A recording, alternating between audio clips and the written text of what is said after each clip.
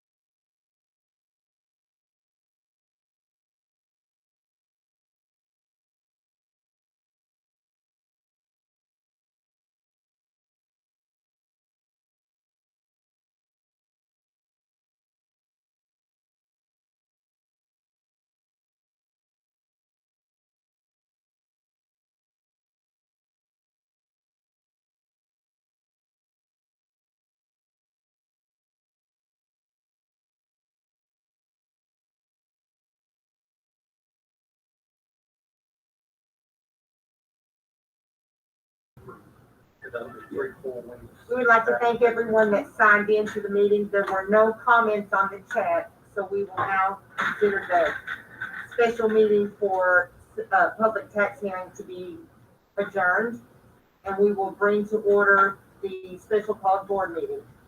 We will need another roll call, sir. Pritchett. Here. Mulberry. Here. Gibson. Here. Crowley. Here. Childers. Here. Thank you, sir. We should have, but I just adjourned it. executive. And there's something we want to change wording on. So we need to approve the agenda, but there is a wording change on. Board. That's part of the discussion. It'll be on item 4 under operations. So we need a motion to approve the agenda. Second. The motion by Carcel and second by Todd to approve the agenda with the word change that will come later. All those in favor, please say aye. Aye. Motion carries. First, we had a written report from Casey Prosper on data security practices for the school system that was in your packet. And unless there are questions, we'll not discuss it this evening. Seeing no questions, we will move on to reviewing our prior year audit. We do have our best friend Nancy here from Mar Miller Myers, who always do a really thorough job of looking at what we do and giving us ideas of what we might do better. Well, in looking at what you do it very well. That's what you do. Y'all went very well this year. We didn't have any issues come up, in compliance with all the requirements that we're supposed to be. Accounting principles, Kentucky Department of Education, anybody and everybody else. We're in good shape there. The audit report is a good looking audit report. It shows a sound financial position, I think, of the district. I think you guys are in good shape, especially considering all the new projects we've had here in the last couple of years. You've still done very well.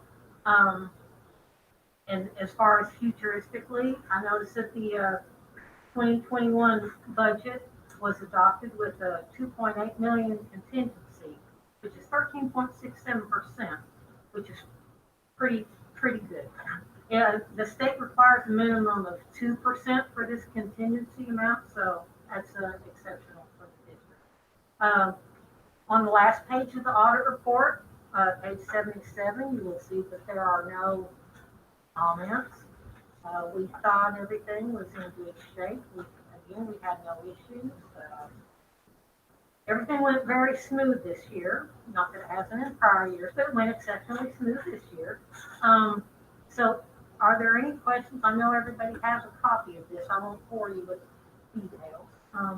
But if there's any questions, I'm here to answer them.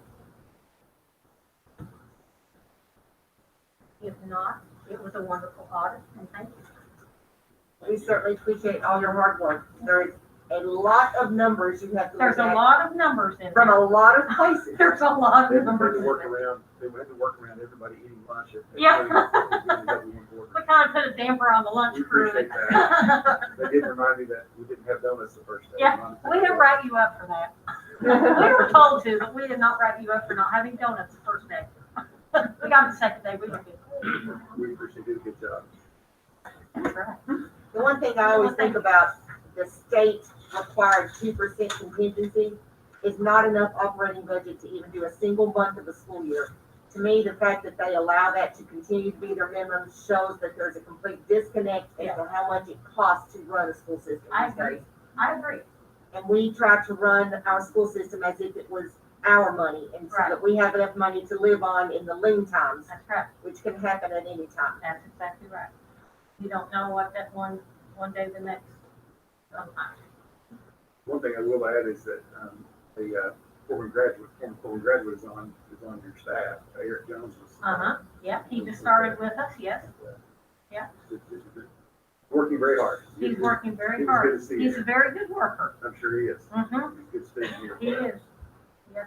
If he's working under Miss Nancy's tutelage, he will learn all the fines. He's doing excellent. We like him. Good kid. Are there any other questions for Nancy?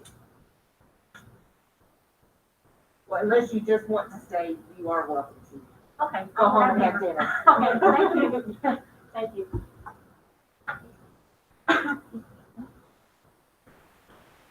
We certainly appreciate our community partners, and they are fine people to work with on the audit, because it's a very extensive process. Our next section is open comments from the public. You people who are on the live stream, if you want to make a comment, you may do so by the chat.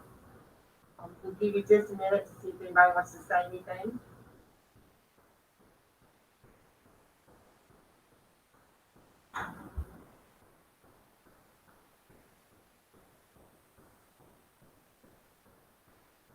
Seeing no comments, we will continue then. The next section is our minutes and financial management section. We need a motion to approve the board minutes from our August meeting, and to say that we received information about these financial management items taken by the superintendent.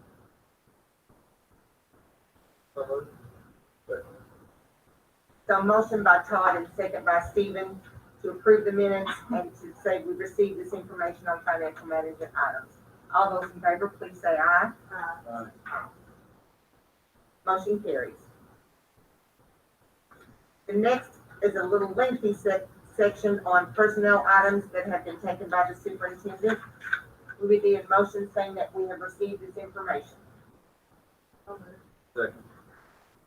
So a motion by Carcel and a second by Keith, saying that we received information about these personnel actions taken by the superintendent.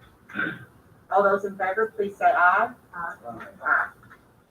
Motion carries. Next, we have the operation items section. They are numbered 1 through 25, and I believe number 4 had some word change. Yes, number 4, the contract's okay in general, but there was a little change that needs to be made with regard to the base or the home office for the resource officers.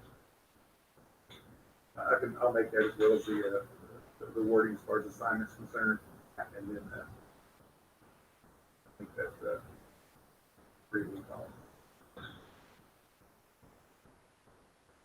So everyone would look through the list to see if there's any we need to discuss separately.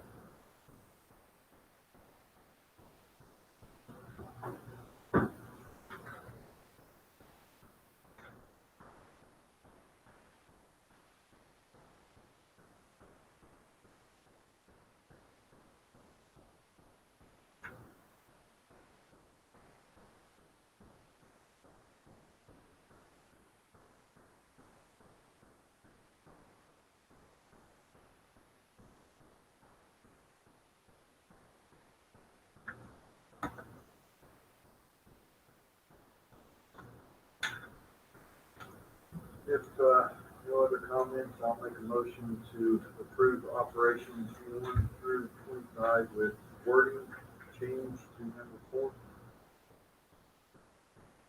So a motion by Keith and second by Carcel to approve the operation items with the word changes to number 4 by the superintendent. Any other discussion? All those in favor then please say aye. Aye. Motion carries. Next are the discussion and action items, and the first one is to set the tax rates for the 2020-2021 school year. You have a recommendation for us, sir? Yes, the recommendation would be that we use the same tax rates that we used last year for the real property and for a vehicle. I would recommend we use those rates exactly as they were last year. And Ms. Rhonda, was that 69.3 cents per $100? So the same rate as last year for both of those. Is there any other discussion?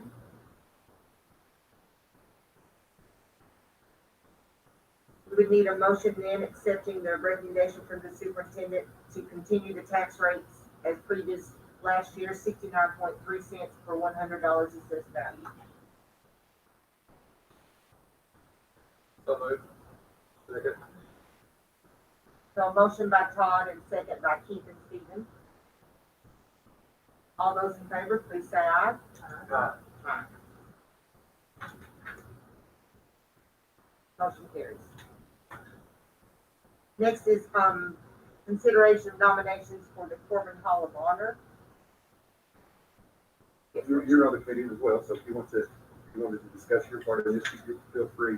Basically, just by way of history, because some folks may not know what we're talking about here, is that about 7 years ago, perhaps, Corbin started a Hall of Honor, and basically for just a quick description, it is a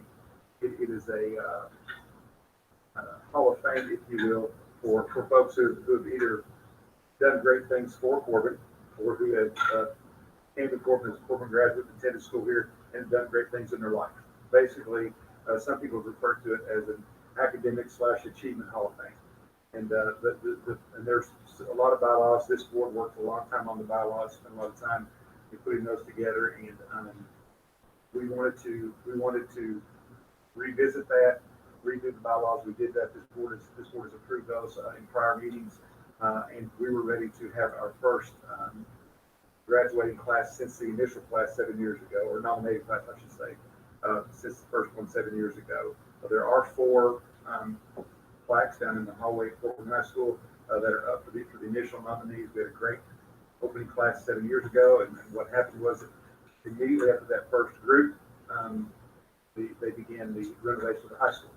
And this place was a mess for about 3 years, and continued school, but Mr. McNeil at the time talked over with us and decided to not do it until we got the high school finished, and we kind of talked around it for a little while, but it was just finally going out. The nominating committee for the bylaws has met. They sent those nominees. We received a very, very impressive group of folks as nominees. Those have been sent to the board now. They're considering those, and they will name that next class of honorees at a subsequent board meeting. So that's really kind of it in a nutshell. You're on the committee. You're the board representative on the committee, so feel free to. Well, it was difficult to narrow down to 4. There was some both Corbin graduates who've done amazing things and amazing people who came to Corbin and did those things for us. So it was hard to narrow down, but that was our task that we were given, and so we did so. And that'll be up to the board to decide how many, or not all 4 of those will then actually become honorees to the Hall of Honor. With everything that's going on right now with COVID, the bylaws, and through discussions with the board, there'll be at some point in time, hopefully sooner rather than later, some type of a banquet to ask these folks who are able to come back. And Mr. Crawford and I have had lengthy discussions about this, and I just think it would be really, really cool if we could get as many of those folks back as we can. Let them talk to our student body, in particular our seniors, and share with them their story, and either how Corbin helped them get to where they're at, or what prompted them to be here, and satisfaction they've got out of helping kids. So we're going to do it upright, and we've got the good thing we did is we certainly took our time, and we were able to think through a lot of things. But we've got a great class of folks, and I look forward to the board make their selection so we can get a hold of those people. And So no action is taken tonight. no, actually, it's more of an informational item than anything. I just wanted to kind of to share that with you. With Kim was the board representative on the committee this year. Share that with the entire board.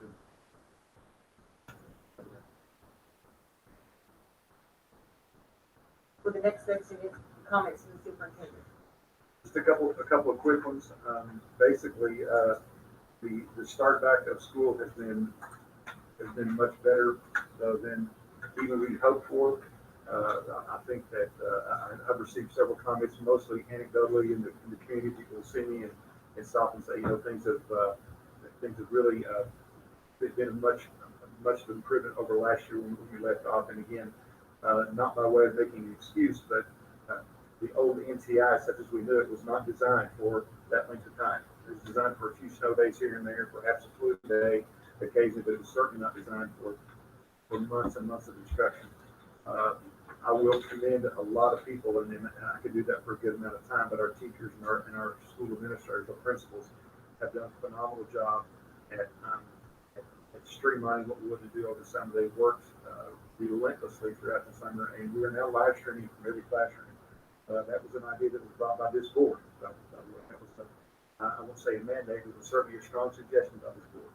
And along with that, we've been able to do that on a very consistent basis since we started. And some of the things the teachers are doing are just phenomenal. And I walked into a classroom, for example, the other day, and the teacher was teaching away, was calling on kids. I stood and watched for a minute. She comes and said, "Hey, we've got a visitor." So she spins her screen around and says, "Say hello to Mr. Cox." Of course, the camera's attached there, so the kids are all waving, you know. And while it's sad in one way that we have to make contact in that fashion, it's also very nice to know that our teachers are making daily contact with our kids, and kids are having somebody to get feedback from, and somebody to bounce ideas off of. So Cindy Davis, our superintendent, has worked very hard in this regard as well. Is there anything that you would want to add other than thanking the teachers and the principals, because they've been phenomenal, and our tech staff? Our tech staff, Casey and her crew, have worked a lot of long, hard hours. And by the way, we did spend some money, and the board knew that, bringing in that outside firm to audit our infrastructure, and that was money well spent. They did get a few suggestions that we've already made, but they certainly know that. Cindy, is there anything you'd like to add? I was able to go out and visit the preschool up through 8th grade, or through the elementary school with 5th grade. And it was just amazing to see teachers in the classrooms together, collaborating together, while one teacher was live streaming teaching, the other teacher was watching the chat box and being able to communicate with the teacher and meet with the students. So that was amazing to see. And then we had some students actually in the building through regular program, so that was great to see student faces in the building with those small groups for that. And then just bragging on the teachers, our district conference this year was completely virtual. All of our PD sessions were hosted by teachers in the district, and they all prepared on demand and or live sessions for the staff. And we have received so many wonderful comments about this virtual PD opportunity, and that the teachers thought it was great that they could pause, they could go back, they could rewatch, they could take time to ask questions or reflect on, and they really enjoyed the process for that. I think the last comment I would say would be that I would offer up is that as good as this start has been, we still are very anxious to get kids back in the building and get back to as much normalcy as we can, because we know that that's certainly the best way to teach kids. And the state has released some guidance on that. It's still pretty fresh in our hands right now, but we're learning how to navigate through all of that data.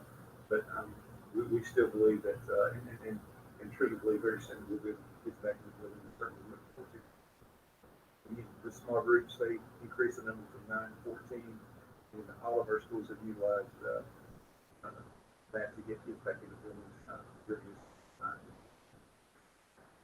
I know we're only about, 6 school days away from when we could perhaps let the kids come back. Right. Are we on track? I know you still have to meet with the principals, I'm sure, but as far as you know, are we on schedule for? We actually met today.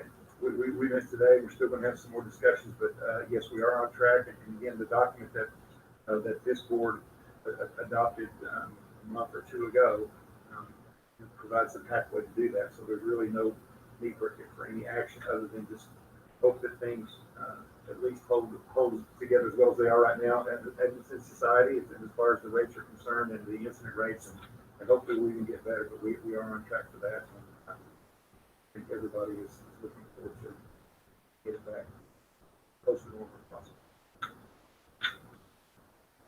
Why do you look practically on live stream?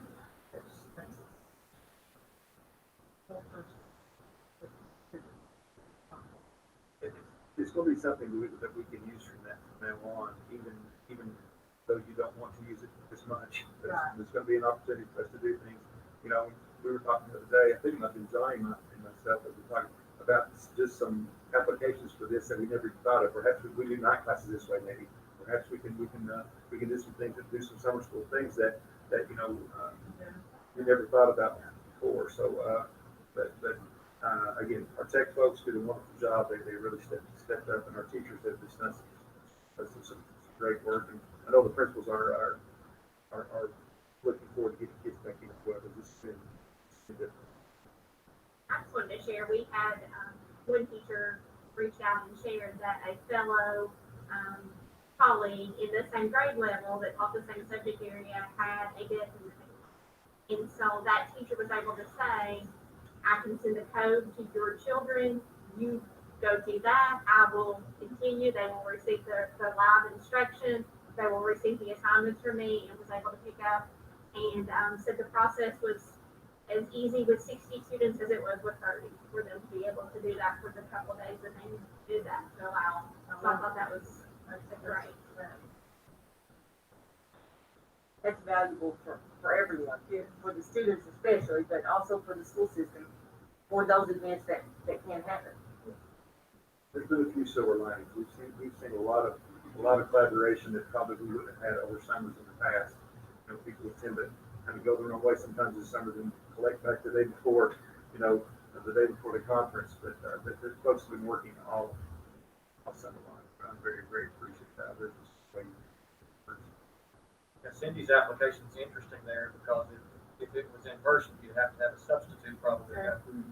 So that's an interesting application that I haven't thought about. And a subject may or may not have been able to actually provide instruction rather than just providing classroom management. That's right. You're getting very competent.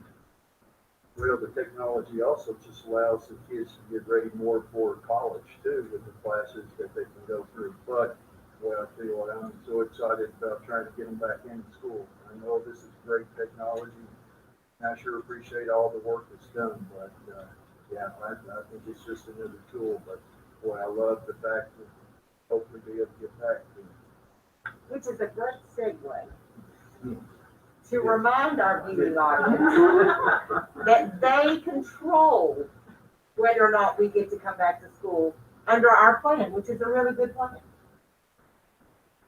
But the governor has said he is not going to give us another strong recommendation. He has given us a color-coded page to follow. And currently in Whitley County, we are yellow, which means we can come to school. Orange today. Or we moved to orange. See? At orange, we have to really think about it. How do we get back down to yellow, people? We wear our masks, we social distance, we wash our hands, and actually alcohol-based hand rub is considered preferable to soap and water for this particular disease. So do both 100 times a day. When you go to a school-based activity, even if you are in your seat in the stadium, you will still need to wear your mask and social distance. You may not take them off. We have to do these things in order that our students can go back to school. We need you all to help us. You will make the decision for us. One thing that I was educated on today, we got this document in our hands, late Tuesday afternoon, is that once you go to red, should you get that high, and I think it's a 25 index on the incident rate, you get that high, then you have to get back down to yellow, which is you have to basically move two levels down in order to get out of the red, so to speak. And some of the things that you do when you're red is you have to go all virtual. You can't have any in-person classes, and it stops all athletics and extracurriculars. So if you do make it or get unfortunate enough to be in that red, you've got to do a lot of work to get back down to the yellow, and all activities are cut off until then. So Cindy educated me on that today. That was some of the fine print that I hadn't read when I glossed over it earlier. But the reality is that you don't want any part of that area, and you're right. We having a good place in it. We can control that ourselves if we're willing to make the sacrifices we need to make. But, Our kids are working.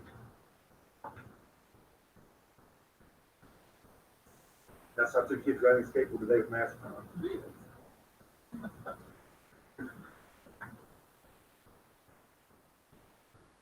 Are there any other board members with comments?